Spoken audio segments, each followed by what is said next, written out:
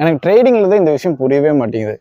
நம்ம இப்போ challenge face போயிட்டோம்னா நம்மளுக்கு தேவைப்படுறது 8%.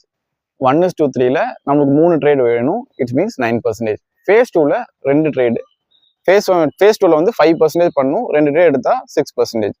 ஆனா நம்மளுக்கு ட்ரேடிங் டேஸ் மட்டுமே 24 டேஸ் இருக்கு. இந்த 24 டேஸ்ல நம்மளுக்கு தேவைப்படுறது வெறும் 5 ட்ரேடு தான். சேல 2 ஸ்டாப் லாஸ் அடிக்குதுன்னு வச்சுக்கோ. நம்மளுக்கு தேவைப்படுறது ஒரு 7 ட்ரேடு தான். இந்த 7 ட்ரேடை கரெக்டா எடுத்துட்டோம்னா ஃபேஸ் 1 ஃபேஸ் 2 கிளியர் ஆயிரும். இதுக்கு என்ன தேவைன்னா நம்மளுக்கு பேஷன்ஸ் மட்டும்தான் தேவை. இந்த பேஷன்ஸ் நிறைய பேருக்கு இல்லாதனாலதான் 10 ட்ரேட் ஆயிருது, 10 20 ஆயிருது, 20 25 ஆயிருது. இங்க குவான்டிட்டி இன்க்ரீஸ் ஆகி குவாலிட்டி ரொம்ப கம்மியாயிருது. இங்க குவாலிட்டி நம்ம வந்து ஃபோக்கஸ் பண்ண மட்டும்தான் அது குவாலிட்டி நம்மளுக்கு கிடைக்கும். Already trade model trading plan எல்லாம் வச்சிருப்பீங்க. பட் அதை வெயிட் பண்ணி எடுக்கிற பேஷன்ஸ் தான் இங்க நிறைய பேருக்கு இல்லை. அதனாலதான் இந்த சேலஞ்ச் ஃபேஸ் ரொம்ப கஷ்டமா தெரியுது. பெர்சன்டேஜ் வைஸ் பார்த்துட்டா ரொம்ப ஈஸியா இருக்கும்.